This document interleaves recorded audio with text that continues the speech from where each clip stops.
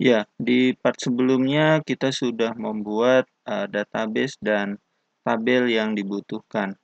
Pada sesi kali ini kita coba lanjutkan untuk pembuatan halaman login dan koneksi. Nah, untuk pembuatan halaman login dan koneksi PHP, kita harus pelajari terlebih dahulu bahasa pemrograman PHP, CSS, HTML, dan sedikit pengenalan Bootstrap. Jadi, pada sesi kali ini kita tidak perlu menjelaskan ke sana karena kami anggap atau kita anggap teman-teman sudah mempelajari semua bahasa pemrograman tersebut. Kita langsung masuk saja ke text editor. Di sini saya gunakan Sublime Text. Dan selanjutnya silahkan buat folder baru pada web server yang teman-teman gunakan. Jadi silahkan buka. Sampelnya di sini adalah saya menggunakan SAM versi 5.6, lalu buka folder htdoc dan buat folder baru dengan nama misalkan adalah 2021 surat 1. Kenapa di sini ada angka 1? Karena sebelumnya saya sudah membuat dengan nama 2021 surat. Ya. Teman-teman bisa menggunakan nama 2021 surat saja ya. Oke, jika sudah, silahkan di-select. Selanjutnya, setelah folder berhasil dibuat, langkah selanjutnya adalah pembuatan file dan folder pendukung. Ya, yang pertama adalah file koneksi. Selanjutnya index.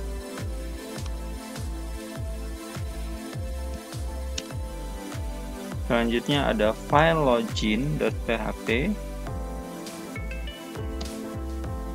Mungkin kita coba tambahkan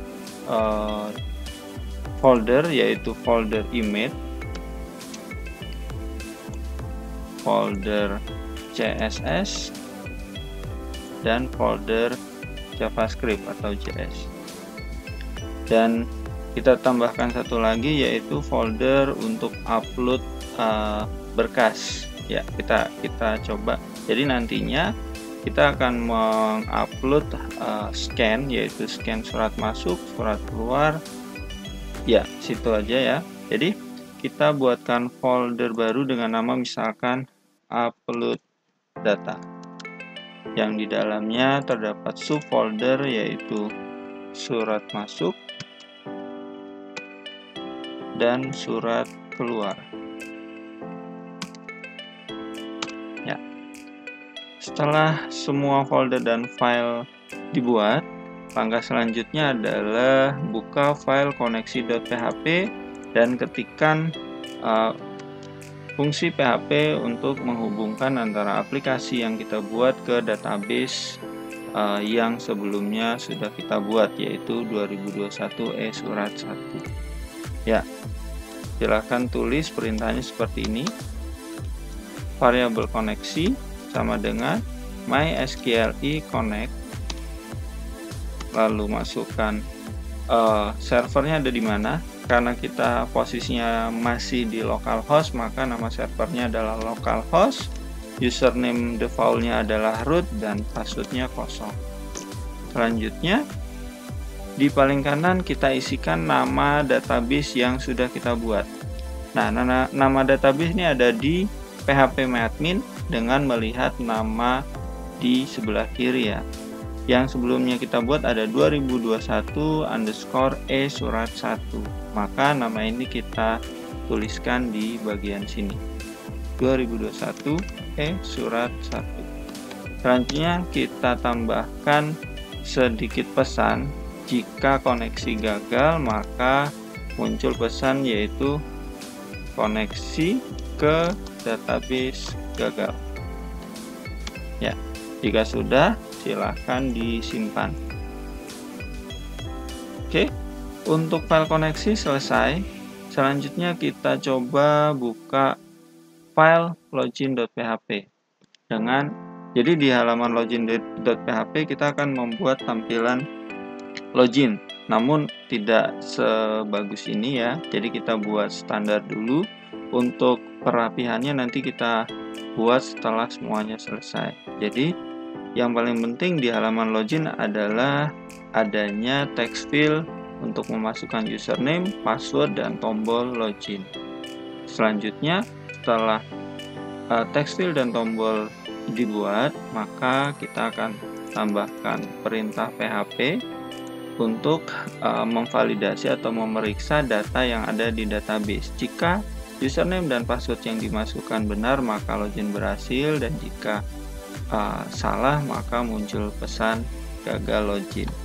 Ya, oke, kita coba kembali lagi ke halaman login.php. Selanjutnya kita ketikkan HTML. Ya. Untuk bagian title kita ketikkan login surat. Nah, di bagian sini nanti kita sisipkan framework Bootstrap untuk temanya atau untuk style dari formulir yang nantinya kita gunakan ya. Jadi caranya silakan buka alamat getbootstrap.com. Selanjutnya kita klik Get Start. Jadi di sini ada dua jenis, yaitu Get Start dan Download. Jika kita ingin menggunakan Bootstrap secara offline, maka kita bisa gunakan perintah download, lalu nanti kita sisipkan di folder project kita. Tetapi kalau misalkan kita ingin mengambil Bootstrap secara online, maka kita bisa klik di Get Start, lalu di Introduction di sini ada beberapa yang bisa kita sisipkan, yaitu CSS dan JavaScript yang sudah jadi satu paket gitu. Caranya seperti ini. Di bagian CSS kita klik copy, lalu masukkan di bagian sini ya, seperti ini. Lalu kita copy juga JavaScript-nya, lalu dipaste di atas penutup body. Ya, setelah JavaScript kita copy dan paste bagian sini, maka langkah selanjutnya adalah menambahkan sedikit perintah, yaitu viewport. Jadi kita bisa ambil dari starter template, lalu di bagian sini ada perintah viewport. Kita jangan copy di bagian ini ya, karena kalau misalkan di copy berarti ini keseluruhan akan kita copy, tetapi yang kita butuhkan hanya di bagian viewport saja. Kenapa? Karena HTML, head, title, body, dan sebagainya sudah kita tuliskan di sini gitu. Jadi kita hanya butuh viewportnya saja. Nah, setelah kita copy viewport, lalu kita paste di bagian sini. Oke, semua kebutuhan sudah selesai. Jika kita jalankan, hasilnya belum terlihat ya. 2021 surat 1. Nah, untuk menjalankan yang kita buat, kita bisa ketikkan localhost _ nama foldernya. Ingat ya, ini nama folder bukan nama database. Artinya kalau misalkan di sini kita tulisnya xyz, maka di sini juga kita harus tuliskan localhost _ xyz ya. Karena ini kebetulan kita tulis nama database dan nama foldernya sama, jadi jangan sampai keliru. Ini adalah folder, bukan nama database. Oke, jika sudah silakan klik enter dan hasilnya masih kosong. Jika kita ketikkan login.php dan di sini juga masih kosong, tetapi untuk bagian title sudah berubah sesuai dengan yang kita tuliskan di editor. Ya, selanjutnya kita mau coba buat formulirnya seperti ini ya. Jadi ada username, password, dan tombol login. Caranya ya, kita ketikkan div class container. Ya, di bagian sini kita tambahkan div class row. Oh, salah. Yang pertama adalah form dulu. Form, metodenya adalah post, actionnya kita buat ke proses sama dengan login. Jika sudah, Selanjutnya kita tulis di dalam form ada div class row form group, lalu kita tambahkan label yaitu username. Di sini kita tambah class call md4 div class call md8, lalu kita tambahkan text field input tipe text, name adalah username, placeholdernya kita tuliskan masukkan username, dan kelasnya adalah form control. Ya, mungkin jika belum belajar Bootstrap maka agak sedikit kebingungan ya, kenapa di sini tiba-tiba muncul kelas container, kelas row, form group, call md4, call md8, terus ada lagi form control dan lain-lain. Jadi ini semuanya paket dari Bootstrap. Jadi kalau misalkan belum mempelajari Bootstrap, bisa dibuka di Get Bootstrap lalu masuk ke bagian konten. Ada beberapa jenis yaitu custom, layout, content, form, dan lain-lain. Nah, yang barusan kita gunakan yaitu grid. Grid di sini ada banyak, yaitu yang pertama adalah container. Container ini adalah batas dari website yang akan kita buat, yaitu misalkan kita gunakan container maka hasilnya nanti kurang lebih seperti ini ya. Tetapi kalau misalkan kita gunakan container fluid, jadi ada dua jenis, container dan container fluid. Jika kita gunakan container fluid maka website yang kita gunakan hampir 100% seperti itu. Tetapi kalau hanya container maka lebarnya kurang lebih seperti ini ya. Nah, selanjutnya di sini ada call ya, row dan call. Jadi mungkin yang sudah pernah belajar HTML, di HTML itu ada namanya tabel, dan di tabel itu ada namanya TR atau table row, dan TD itu tabel data. Jadi kalau misalkan kita buat TR itu berarti baris ya, table row, sedangkan TD itu adalah kolom. Itu. Kalau misalkan kita mau buat 3 kolom, berarti di dalam TR itu ada 3 TD. Nah, kalau di CSS, di Bootstrap hampir sama cara kerjanya, yaitu row berarti baris, di dalam baris terdapat berapa kolom gitu ya. Jadi kita anggap ini adalah kolom pertama dan ini kolom kedua, tetapi di sini ada ukurannya. Jadi kalau misalkan di tabel kita mengatur lebarnya bisa menggunakan pixel atau menggunakan persen. Artinya kalau misalkan kita buat 3 kolom dan ingin dibuat sama, berarti 100% dibagi 3, seperti itu ya. Tetapi kalau misalkan di Bootstrap itu hitungannya ada 12. Jadi call 1, call 2, call 3, call 4 sampai call 12.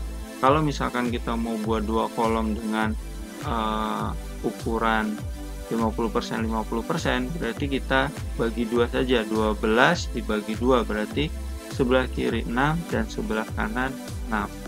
Nah, kalau contoh yang ada di sini sebelah kirinya 4, berarti agak sedikit kecil, dan sebelah kanan atau kolom keduanya adalah 8, berarti lebih lebar. Mungkin bisa kita lihat hasilnya ya. Kita simpan dan kita jalankan. Ya, kita baru buat seperti ini, username. Nah, ini terlihat ya, kontainernya batas websitenya adalah segini, lalu ini adalah call 4 dan ini adalah call 8. Jadi ini lebih kecil dibandingkan yang ini. Ya, ada lagi namanya card. Oke, ini ada banyak ya, ada action, alert, badge, terus button, card. Nah, card ini bisa kita gunakan untuk pembatas dari formulir. Jadi yang ada di sini tadi kita sedikit sisipkan karena tadi sudah terlanjur kelewat ya. Di bagian sini kita tambahkan div class cut primary, div class cut header. Kita tulis misalkan form login. Lalu di bagian sini kita tambahkan div class cut body. Nah, yang di sini tadi yang row, form group dan sebagainya kita update di antara si cut body, yaitu berarti di sini ya. Ini kita buat lebih rapi, jadi di tab ke dalam, ini kita tutup. Ya, ini ketutup.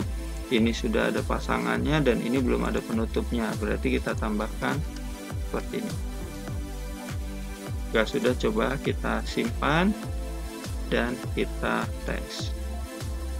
Ya, nantinya setelah kita tambahkan cut, nanti otomatis seperti ada kotaknya ya, ada pemisahnya seperti ini. Ya, untuk perapihan kita buat nanti terakhir. Yang penting kita coba buat proses loginnya dulu. Oke, selanjutnya setelah kita buat formulir login, bagian sini kita copy saja dari row, form group sampai penutup div. Kita copy lalu kita paste, dan di bagian sini kita ubah menjadi password. Tipenya kita rubah menjadi password, name-nya juga password, masukkan password dan selesai.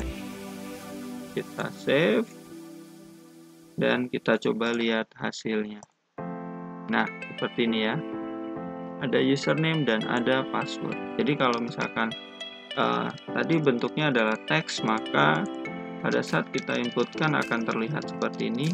Tetapi jika tipenya adalah password, maka teks yang kita tuliskan tidak terlihat, tapi bentuknya adalah bintang-bintang seperti itu. Ya, jadi pembedanya ada di bagian sini ya. Tipe password, tipe teks. Nah, sekarang kita tambahkan satu lagi. Di sini kita enter, lalu kita paste. Tetapi di bagian username kita hapus. Dan di bagian input tipe ini kita hapus, lalu kita ubah menjadi tombol. Caranya input tipe. Nah, tombol bahasa Inggrisnya adalah button. Terus name-nya kita kasih nama misalkan login. Value-nya adalah login juga, misalkan seperti itu ya. Dan kita tambahkan kelas yaitu BTN primary ya. Ini punyanya si Bootstrap lagi ya. Jadi untuk referensi bisa buka di sini lalu klik button. Nah, nanti ada referensi yaitu BTN primary, maka otomatis berubah warnanya biru, secondary, success dan sebagainya. Nanti teman-teman bisa coba masing-masing. Ya, kebetulan kita gunakan adalah BTN button primary. Nah, setelah ini selesai, lalu kita uji coba dan hasilnya kurang lebih seperti ini. Tetapi ini jika kita tekan tombol submit, ini belum ada proses apa-apa ya. Oh, maaf, salah. Untuk tipenya bukan button, tapi kita buatnya adalah submit ya. Mohon maaf, salah ya. Nah, seperti ini. Kita uji coba lagi ya. Nah, ini tombolnya sudah bisa digunakan, tetapi belum ada proses apapun. Nah. Oke. Setelah formulir login selesai, sekarang kita mau coba buat logika seperti ini. Jadi pada saat kita ketikkan username dan password dan tekan tombol login, maka muncul pesan yaitu login berhasil atau login gagal. Ya, contohnya seperti ini ya, login berhasil atau login gagal. Caranya Kita kembali lagi ke halaman login. Selanjutnya kita sisipkan pesannya di sini saja ya. Perintahnya yaitu yang pertama adalah kita sisipkan koneksi dulu di paling atas. Session start, lalu sisipkan file koneksi.php. Oke, jika sudah, kita kembali ke bagian sini, lalu ketikkan perintah, yaitu yang pertama adalah kita mau ngambil nilai dari actionnya. Name-nya adalah proses, value-nya adalah login. Maka kita buatkan variabel yaitu proses, diambil dari get proses. Ya, ini jangan lupa diberi add ya. Lalu kita buatkan logika.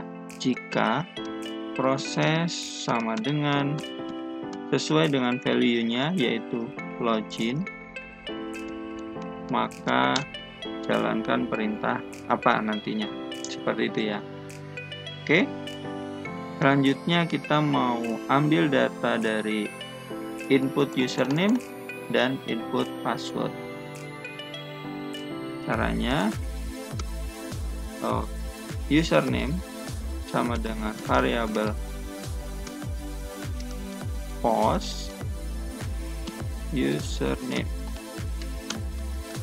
password sama dengan $_post password. Ya, ini ada sedikit perbedaan. Untuk proses kita gunakan get dan username password kita gunakan post. Kenapa? Karena data username dan password ini dikirimnya secara atau metodenya adalah post. Tetapi untuk action ini dikirimnya menggunakan perintah get. Seperti itu ya. Oke. Selanjutnya kita cek data di database, cek data MySQL query koneksi, tampilkan seluruh data, select bintang from ya, tampilkan seluruh data dari tabel apa. Nah, data username dan password itu adanya dari tabel yang ada di database yaitu tabel admin. Ya, di sini ada username, password, nama admin, NIP, kode level. Nah, kita mau cek data dari dua field yang ada di sini atau di dalam tabel admin. Berarti kita tulisnya adalah select tampil data dari tabel admin dengan syarat yaitu username sama dengan variabel username yang kita tuliskan dan password sama dengan variabel password. Ya. Selanjutnya kita buatkan variabel kedua yaitu MySQL num row. Cek data. Oke. Jika sudah, selanjutnya kita buat logika lagi jika cek data 1 tidak sama dengan 0 atau datanya ditemukan, maka kita tampilkan pesan apa, dan jika kosong maka kita tampilkan pesan login gagal. Ya, di sini kita bisa tuliskan echo. Kita manfaatkan perintah bootstrap lagi yaitu di kelas alert sukses. Jadi kalau misalkan berhasil maka kita gunakan alert sukses ya. Nanti otomatis warnanya hijau dan sini kita tuliskan sukses, login berhasil. Dan misalkan gagal maka kita tampilkan pesan berwarna merah yaitu alert danger. maaf, Anda gagal login. Oke, sampai di sini. Jika username dan password yang dimasukkan benar, maka nanti otomatis muncul pesan sukses, dan jika gagal, maka otomatis muncul pesan Anda gagal login. Tetapi di sini belum selesai ya, ini baru menampilkan berhasil atau gagal, tapi belum 100% login yang kita buat selesai. Nah, untuk menambahkan atau untuk bagian sukses, harus ada yang kita simpan ke session. Nah, ini semuanya sudah dipelajari di dasar-dasar PHP. Jadi kalau misalkan ada yang kebingungan kenapa kok ini ada dolar dan post, get gitu ya. Nah, itu mungkin bisa coba lihat referensi tentang bahasa pemrograman PHP. Biasanya yang dipelajari adalah yang paling pertama adalah echo gitu kan ya, echo, terus di setiap echo nanti ada namanya ketik 2, dan di setiap akhir baris perintah kita kasih semikolon dan lain-lain, termasuk seperti logika if,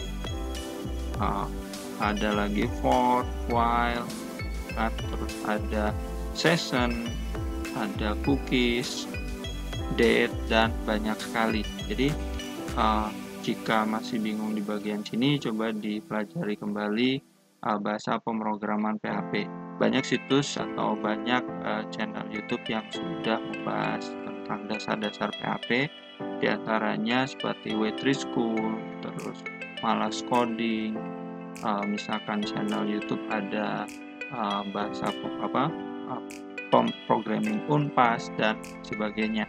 Ya, kita nggak ngebahas ke sana, nanti teman-teman bisa lihat referensi di tempat yang lain. Oke, nah di bagian sini kita mau simpan username dan password ke session atau ke browser sementara dengan menggunakan perintah session. Caranya kita tuliskan session, ya, username variabel username, dan session password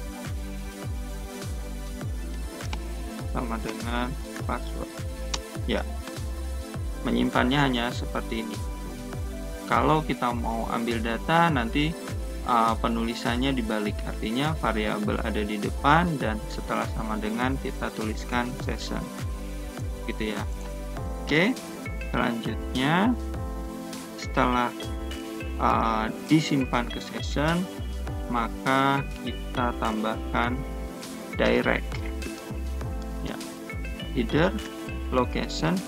Jika login berhasil, maka kita akan membuka halaman index.php.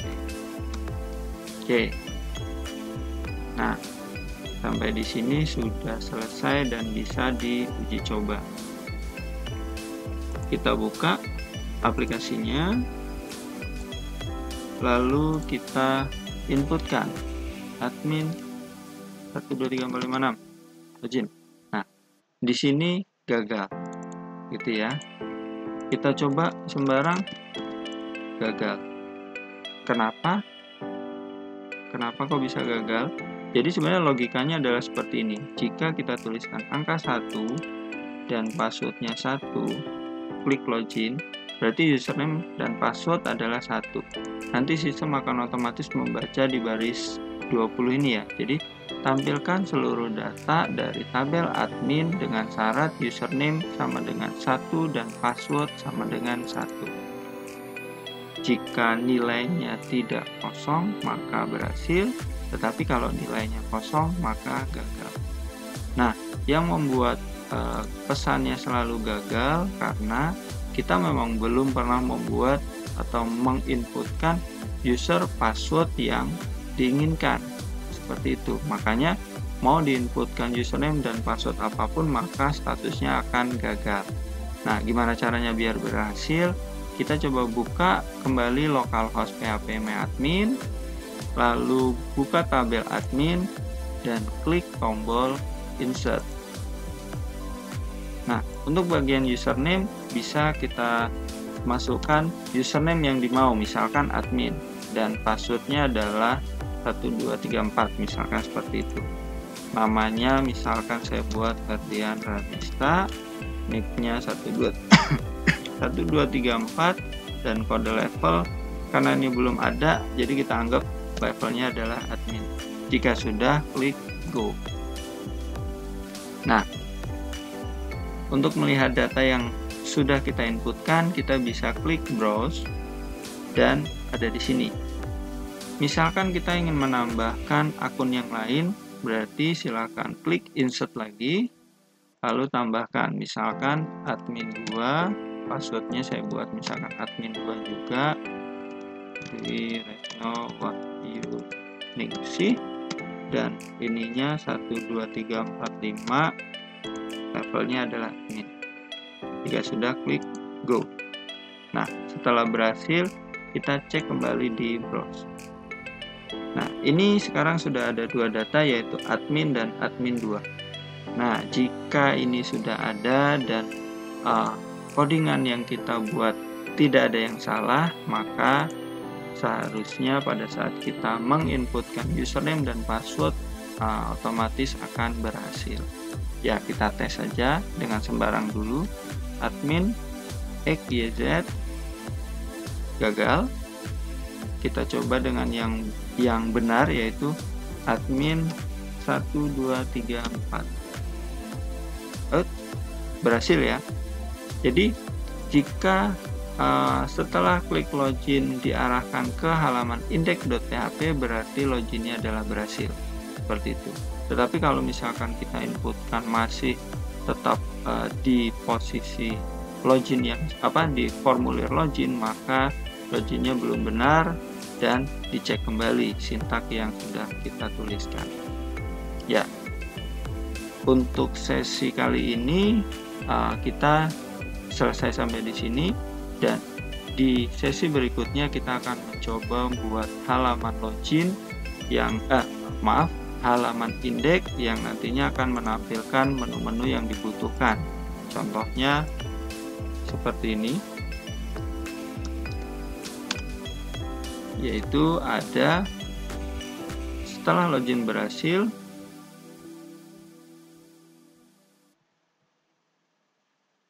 kita akan membuat tampilan, yaitu terdapat tampil data dan menu, yaitu menu beranda, surat masuk, surat keluar, yang di dalamnya nanti ada sub menu tambah data buku agenda surat masuk, dan lihat data yang sudah pernah kita inputkan.